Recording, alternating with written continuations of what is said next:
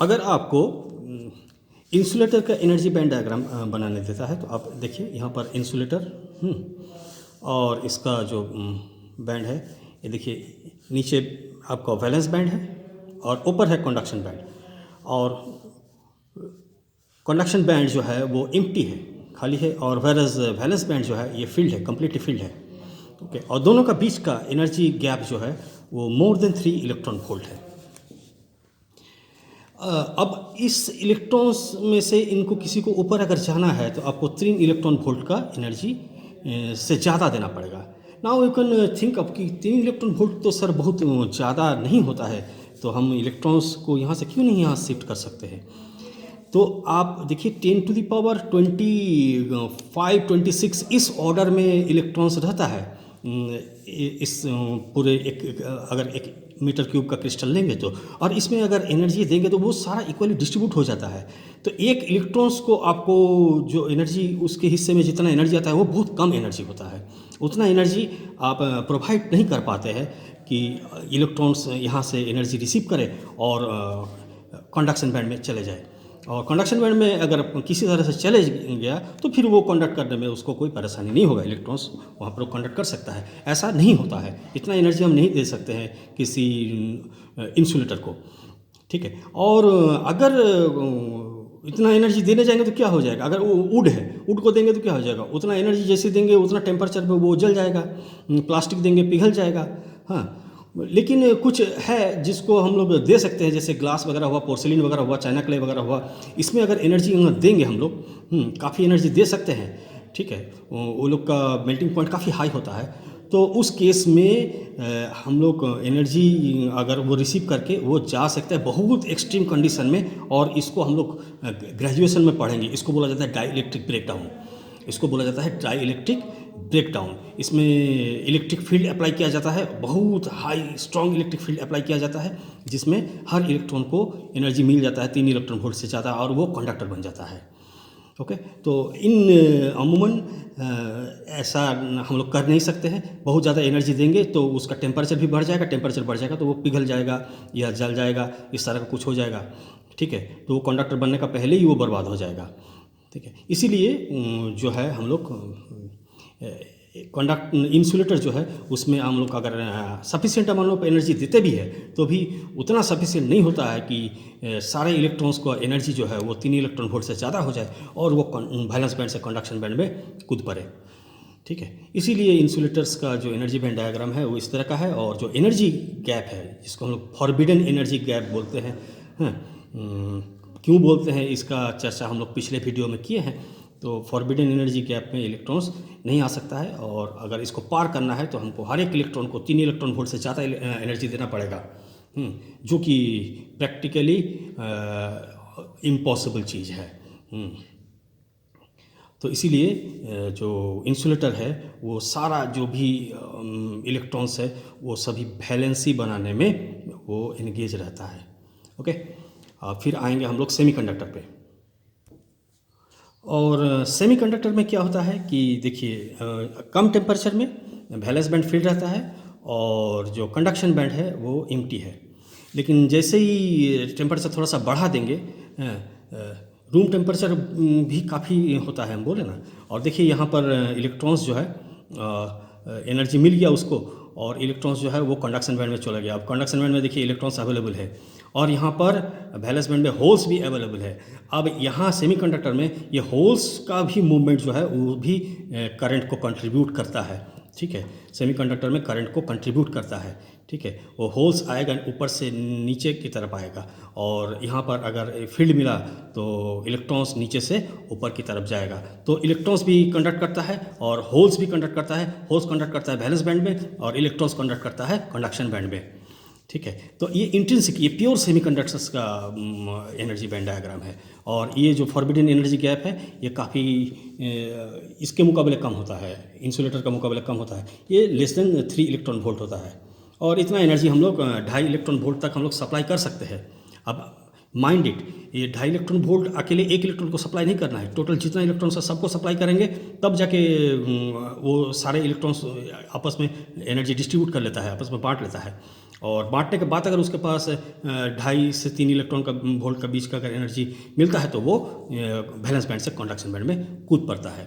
तो ये है इंट्रिंसिक सेमीकंडक्टर, यानी प्योर सेमीकंडक्टर के बारे में हम लोग बात कर रहे हैं। और इंट्रिंसिक सेमीकंडक्टर में भी 2 हिस्सा है जो हम लोग थोड़ा देर बाद चर्चा करेंगे। पहले कंडक्टर का चर्चा कर लेते हैं।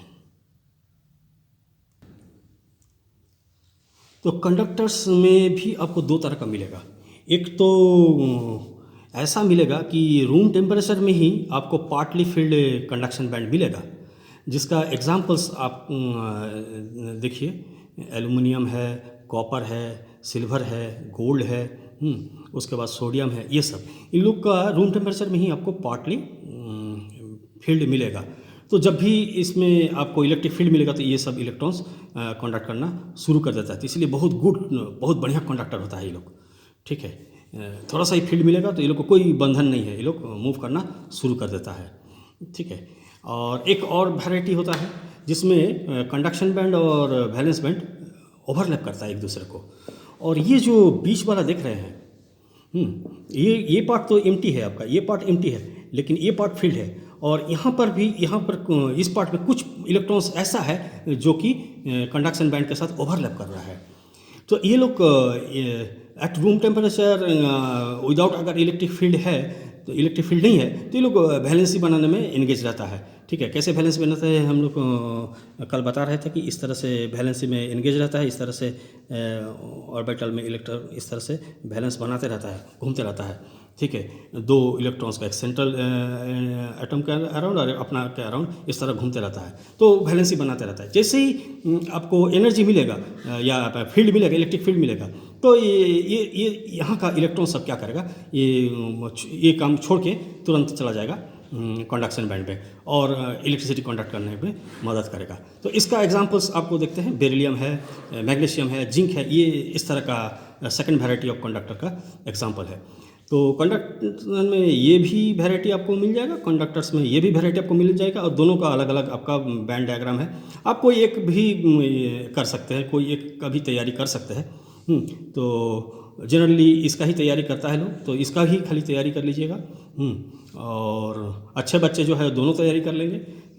2 तरह का, एक तो होता है कि जिसमें पार्शियली फील्ड कंडक्शन बैंड मिलेगा, और एक में क्या मिलेगा, ओवरलैपिंग मिलेगा, कंडक्शन बैंड और वैलेंस बैंड का ओवरलैपिंग मिलेगा। और इसमें अगर फील्ड ना देंगे, फील्ड अगर नहीं है कोई, तो सारा वैलेंस में एंगेज है, ठीक है। और जैसे ही फील्ड मिलता है तो वो जो कॉमन जोन में है वहाँ का इलेक्ट्रॉन सब कंडक्ट करना शुरू कर देता है वैलेंसी का काम छोड़ के, ठीक है। तो ये आपका कंडक्टर्स के लिए एनर्जी बैंड है। तो दोनों बता दिए हम, और दोनों का एग्जांपल्स भी आप यहाँ से नोट कर सकते हैं, यहाँ पर दिया हुआ है। और इंसुलेटर का हो गया, ये हो गया, सेमीकंडक्टर हो गया, और कंडक्टर का भी हो गया है। अब हम लोग चर्चा करेंगे एक्सट्रिंसिक सेमीकंडक्टर का। तो एक्सट्रिंसिक सेमीकंडक्टर क्या हुआ, जिसमें हम लोग कुछ डोपिंग करते हैं। तो एन टाइप सेमीकंडक्टर अगर है, मतलब इसमें आपको पेंटावैलेंट डोपिंग करना पड़ेगा। जैसे most common example of pentavalent is phosphorus. और फॉस्फोरस से अगर हम डोपिंग करेंगे, और इसमें आप देखेंगे कि उसमें इलेक्ट्रॉन्स की नंबर्स ज़्यादा होता है होल्स की नंबर से। और एट रूम टेम्परेचर में इंट्रिंसिक में भी कुछ अवेलेबल होता है, लेकिन जितना रूम टेम्परेचर में एक्सट्रिंसिक में इलेक्ट्रॉन्स होंगे उतना ही आप देखे होंगे कि उतना ही होल्स क्रिएट हो जाते हैं। वो हम फिर से दिखा देते हैं। ये देखिए प्योर सेमीकंडक्टर है। तो प्योर सेमीकंडक्टर रूम टेम्परेचर पे देखिए क्या हाल है इसका, 4 गो इलेक्ट्रॉन्स कंडक्शन बैंड में है, ठीक है। ये लोग रूम टेम्परेचर में रूम से ही हीट लेके और यहाँ पर पहुँच गया है, इतना एनर्जी इसको मिल गया है। और वेरएज 4 इलेक्ट्रॉन्स कंडक्शन बैंड में है, तो number of holes in valence band वो भी 4 है, ठीक है। तो दोनों का संख्या बराबर है। ये क्या है, प्योर सेमीकंडक्टर। प्योर सेमीकंडक्टर को क्या बोला जाता है, इंट्रिंसिक सेमीकंडक्टर, ओके। और हम लोग अभी एक्सट्रिंसिक सेमीकंडक्टर पढ़ रहे हैं। तो एन टाइप एक्सट्रिंसिक सेमीकंडक्टर, अगर एन टाइप एक्सट्रिंसिक सेमीकंडक्टर है तो एन टाइप कैसे बनता है? अगर उसमें प्योर सेमीकंडक्टर में फॉस्फोरस अगर एम्बेड किया जाता है, फॉस्फोरस अगर हम लोग किसी तरह से इंजेक्ट कर दें तो वो हो जाएगा एन टाइप एक्सट्रिंसिक सेमीकंडक्टर। और इसमें आप देख सकते हैं कि इलेक्ट्रॉन की संख्या जो है कंडक्शन बैंड में ज़्यादा है। देखिए 1 2 3 4 5 6 7 8 गो है, 8 गो इलेक्ट्रॉन की संख्या शुरू से ही इनमें कुछ रहा है, ठीक है, फॉस्फोरस के होने के वजह से, क्योंकि फॉस्फोरस में 5 इलेक्ट्रॉन्स होता है तो 4 को तो वैसे ही बॉन्ड फॉर्मेशन में चला जाएगा अगर नॉर्मल कंडीशन में है तो 0 डिग्री सेंटीग्रेड पे, और 1 इलेक्ट्रॉन्स जो फ्री रहता है उसका बहुत कम एनर्जी चाहिए होता है उसको कंडक्शन बैंड में जाने के लिए, ठीक है। तो देखिए 8 इलेक्ट्रॉन्स है कंडक्शन बैंड में, वेरएज होल्स की संख्या देखिए 4 है, ठीक है, यानी 4 गो जो फॉस्फोरस का इलेक्ट्रॉन्स है वो यहाँ पर पहुँच गया है ऑलरेडी। हाँ, कम टेम्परेचर में ही, ये बहुत कम टेम्परेचर में ही 4 इलेक्ट्रॉन यहाँ पहुँच जाएगा, इसीलिए इसका जो है एफिशिएंसी है ये बहुत ज़्यादा होता है, इसका जो परफॉर्मेंस है वो बेटर परफॉर्मेंस होता है प्योर सेमीकंडक्टर से। तो ऑलरेडी देखिए आप यहाँ पर 8 आपको कंडक्शन बैंड में इलेक्ट्रॉन अवेलेबल है, वेरएज नंबर ऑफ होल्स कितना है? नंबर ऑफ होल्स 4 है। होल्स कहाँ जाएगा? होल्स ऊपर से नीचे आएगा, और इलेक्ट्रॉन्स कहाँ जाएगा? नीचे से ऊपर जाएगा, जैसे ही इसको इलेक्ट्रिक फील्ड मिलेगा। ओके, तो होल भी मूव करेगा, इलेक्ट्रॉन्स भी मूव करेगा। ओके, ये एन टाइप सेमीकंडक्टर है। अब इसके बाद हम लोग चर्चा करेंगे पी टाइप में। एन टाइप में क्या देखें कि इलेक्ट्रॉन की संख्या ज़्यादा है कंडक्शन बैंड में, और ये कंडक्शन इलेक्ट्रॉन है जो इलेक्ट्रिसिटी को कंडक्ट करेगा, तो उसकी संख्या है 8 और इसकी संख्या है 4। ये एक एग्जाम्पल है, ऐसा नहीं कि 8 और 4 ही होगा, ठीक है, इसका ज़्यादा होगा, इसका कम होगा, ठीक है। तो ये है आपका एन टाइप, और अब हम लोग चर्चा करेंगे पी टाइप का। पी टाइप सेमीकंडक्टर के लिए हमको यूज़ करना पड़ता है ट्राईवैलेंट कोई एलिमेंट, एंड ट्राईवैलेंट एलिमेंट सबसे बेटर एग्जांपल है एल्युमिनियम। तो इसमें क्या होगा कि होल्स की संख्या ज़्यादा होगा और इलेक्ट्रॉन की संख्या कम होगा। एट वेरी लो टेम्परेचर में भी आप देखिएगा यहाँ पर कुछ होल्स होंगे यहाँ पर, और इलेक्ट्रिसिटी अगर इलेक्ट्रिक फील्ड प्रोड्यूस करेंगे तो वो होल्स ऊपर से नीचे मूव करना शुरू कर देता है, ठीक है। लेकिन at higher temperature, at room temperature, higher temperature का मतलब हम लोग यहाँ पर रूम टेम्परेचर कर रहे हैं। तो पी टाइप सेमीकंडक्टर्स में क्या होता है कि आप देख रहे हैं कंडक्शन बैंड में 2 इलेक्ट्रॉन है, वेरएज वैलेंस बैंड में 1 2 3 4 5 6 7 8 गो होल्स है, ठीक है। और इसमें जैसे ही हम लोग फील्ड अप्लाई करते हैं तो इलेक्ट्रॉन्स मूव करना शुरू करता है और होल्स भी मूव करना शुरू करता है। होल्स ऊपर से नीचे मूव करता है और इलेक्ट्रॉन्स नीचे से ऊपर मूव करता है। और इसी तरह से आपका एक्सट्रिंसिक सेमीकंडक्टर का जो एनर्जी बैंड है ये हम लोग एक्सप्लेन कर सकते हैं, ठीक है।